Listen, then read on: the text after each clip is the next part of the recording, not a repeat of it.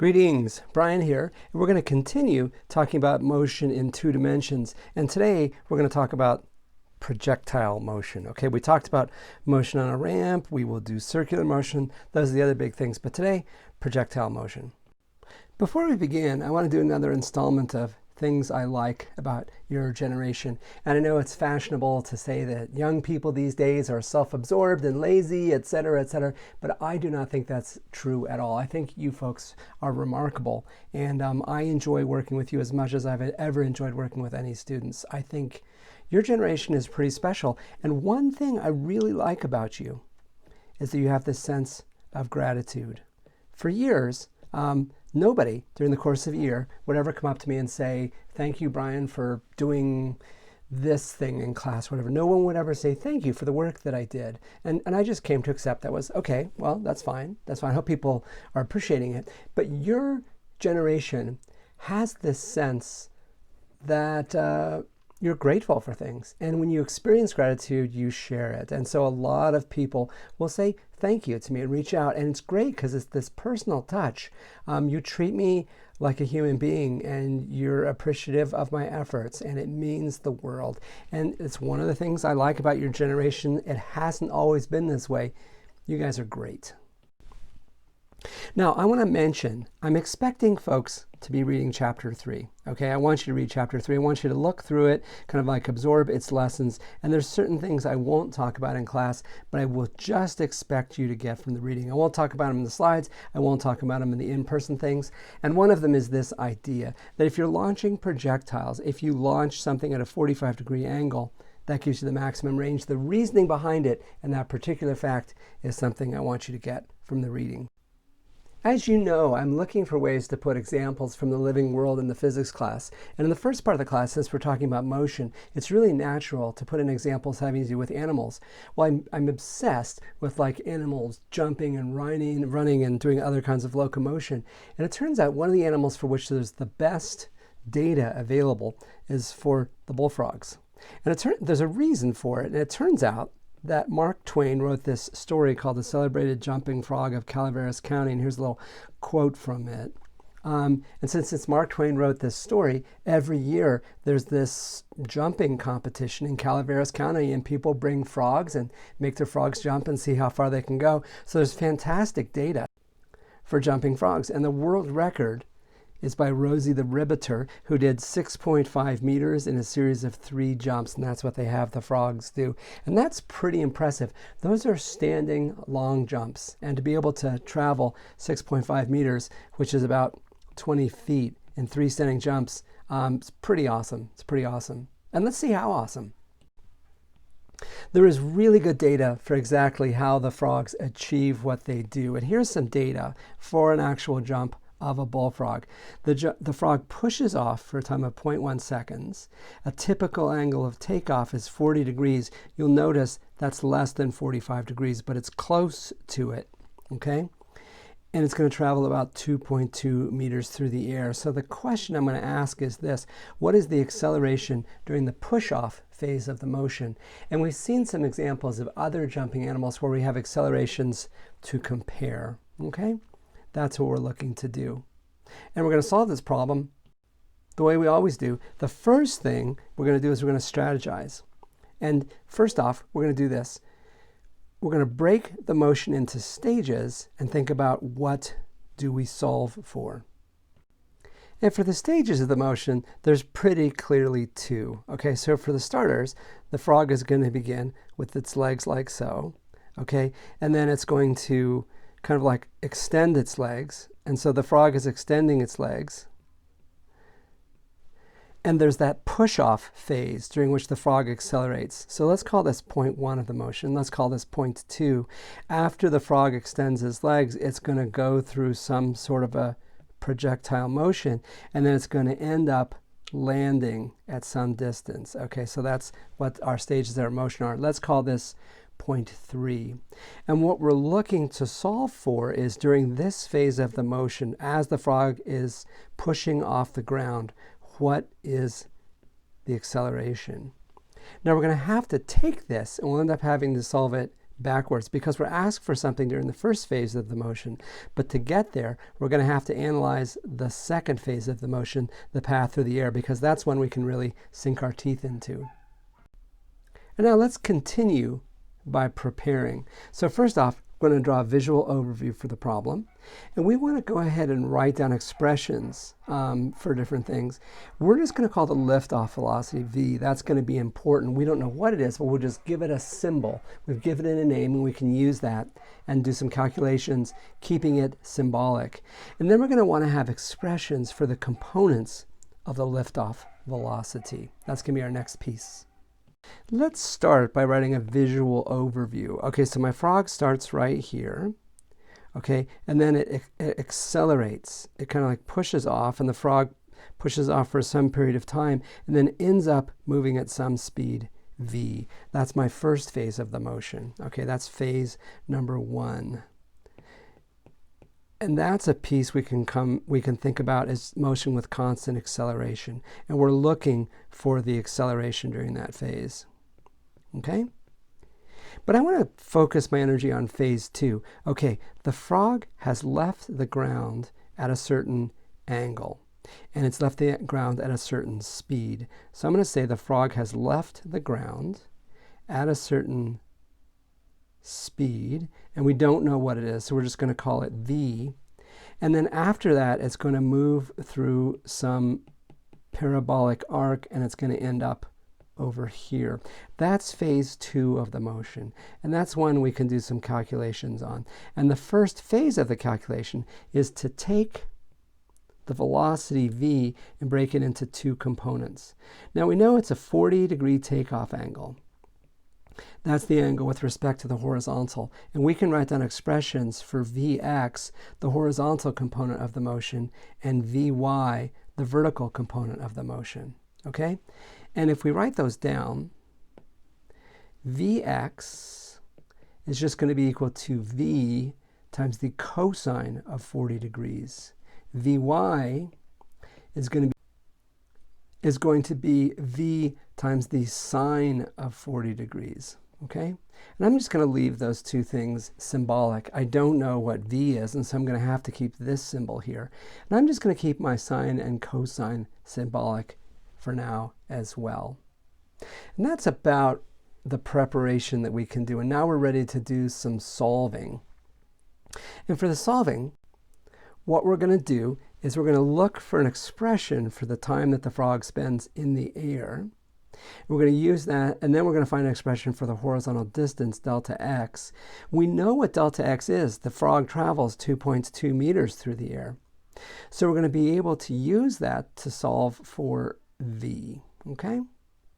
And then given that, we're going to be able to figure out the acceleration during the push. So let's go ahead and do that. Okay, now the frog leaves the ground, okay, at a speed Vy, and we've said that Vy was equal to V times the sine of 40 degrees, okay? But the vertical motion, we know it's free fall. The frog leaves the ground, goes up, turns around, and comes back, and whatever speed it leaves the ground at, it lands on the ground at the same speed, but it's just going in the opposite direction. That's something we've seen in problems before. That is generally true. So what that means is it leaves the ground at a speed of positive v times the sine of 40 degrees. It leaves the ground at a velocity of positive v times the sine of 40 degrees. It returns to the ground at a speed of at a velocity of negative v times the sine of 40 degrees. So the total change in velocity for the vertical motion is just equal to negative 2 times v times the sine of 40 degrees. Okay, that's got to be true. That's got to be true. That's the total change in the vertical velocity. Well, we can use that to find time, because the time, the change in velocity is just going to be equal to the acceleration times the time interval. That's a general rule. That's one of our expressions for motion with constant acceleration, and free fall is a type of motion with constant acceleration. And we know the acceleration is just equal to negative g. And the change in velocity is just equal to negative 2v times the sine of 40 degrees. So as a net result, we can write an expression for delta t. Delta t is just going to be equal to 2v times the sine of 40 degrees divided by g. And my negative signs will cancel. Now that's my vertical motion.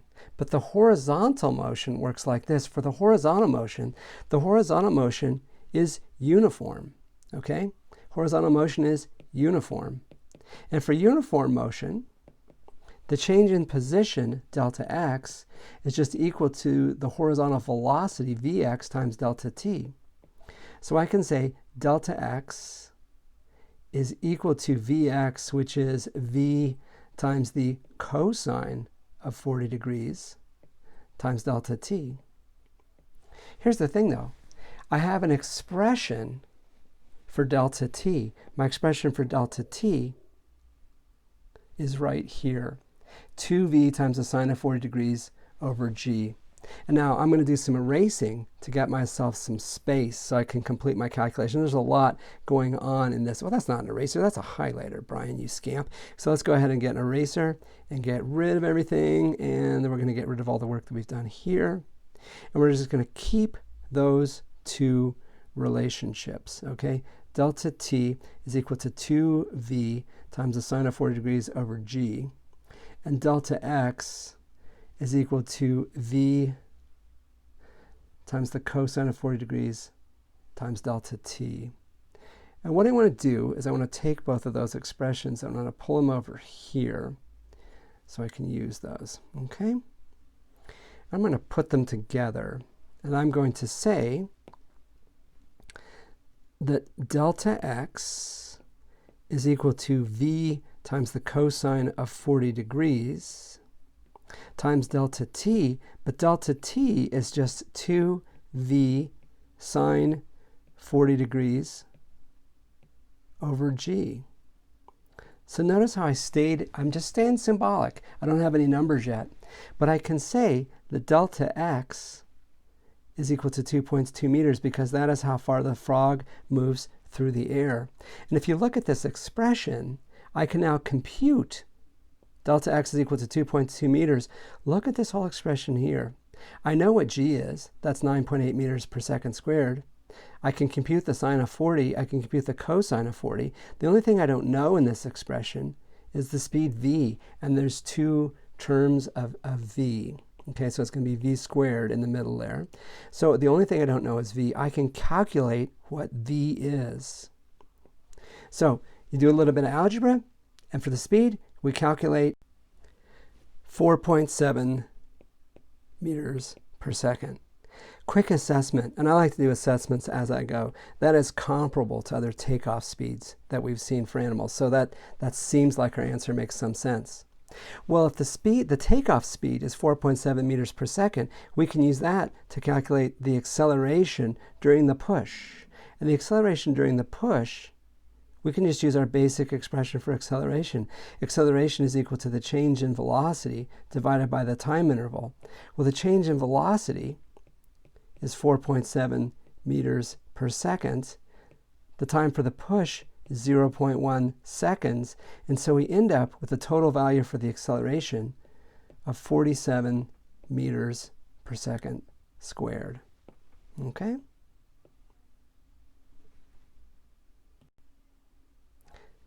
So results. Initial speed, and I've given one more significant figure here, but let's go ahead and that's claiming a bit too much. So initial speed, 4.7 meters per second, acceleration of 47 meters per second squared. Those are our results. Next question, are these numbers reasonable? Is leaving the ground at 4.7 meters per second reasonable? Is 47 meters per second squared reasonable? Well, 4.7 meters per second is comparable to other takeoff speeds we've seen. And remember, you had a homework problem where you had to look at the acceleration of a small frog that was lifting off. And for the small frog, it was something like 60 meters per second squared. And we've seen that smaller animals typically have higher accelerations than larger animals. And so we'd expect the bullfrog, which is a larger frog, we'd expect it to be slightly less. So this result makes sense in terms of our understanding about how the world works. Here's the thing. I think Mark Twain should have written this not about people jumping frogs, but jumping bush babies, because bush babies are capable of much higher takeoff speeds. And if a bush baby launched itself at a 45-degree angle, it would spank Rosie the Ribbiter. Okay, so I think Mark Twain needs to go back and redo this. Oh wait, he's dead. That's a problem. Anyway, I think that's what it should have been. Now I want to continue talking about locomotion. And as it turns out, when you or any animal that runs is running, you're in the air quite a bit of a time. Really good sprinters are in the air more than half the time, but there are animals that take this to extremes. Kangaroos, when they're really hauling, they will spend significantly more than half their time in the air, and they just do a series of jumps, and each one of their jumps takes them on a parabolic arc through the air. They're doing a series of projectile motions, basically, as they go. And I want to talk about kangaroo locomotion right now, and we're going to have more to say about it later, but I want to do a particular type of problem known as scaling. We're going to ask this question: what happens to the range of a particular jump if we double the takeoff speed? And we're not going to use numbers to do any calculations. We're just saying, if you double one thing, how does it affect the another thing? We're going to look at how it scales. And to do that, we're going to use these basic relationships that we saw for the frog, for the time in the air, and for the distance traveled.